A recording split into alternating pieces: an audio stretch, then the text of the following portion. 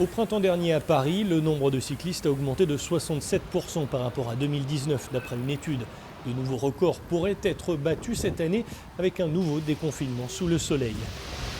Pour en profiter, de plus en plus de cadres parisiens demandent à leur entreprise un vélo de fonction.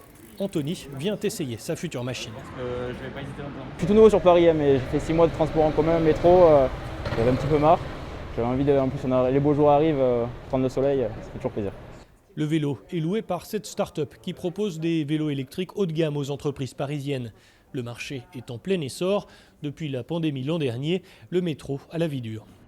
Le premier déconfinement a eu un impact énorme puisque les gens ont voulu éviter de prendre les transports en commun et certaines sociétés nous ont contactés dans ce sens pour donner une nouvelle solution à leurs salariés.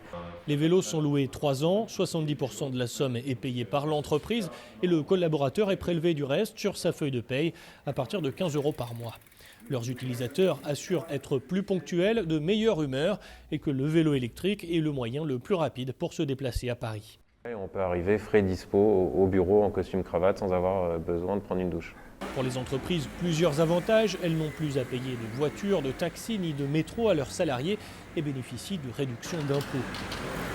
Ce directeur d'un cabinet de conseil a choisi ces petits vélos pliables pour ses équipes.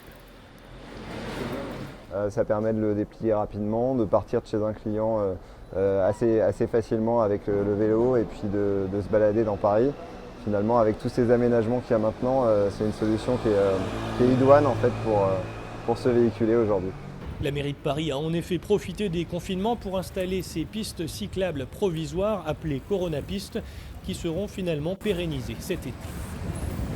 Paris n'est pas vraiment un paradis pour cyclistes, mais cela pourrait évoluer avec un projet de construire 680 km de pistes cyclables d'ici à 2030. 2030, c'est aussi l'année à laquelle Paris espère interdire les moteurs thermiques de la capitale. Cyril Fourneris, Euronews, Paris.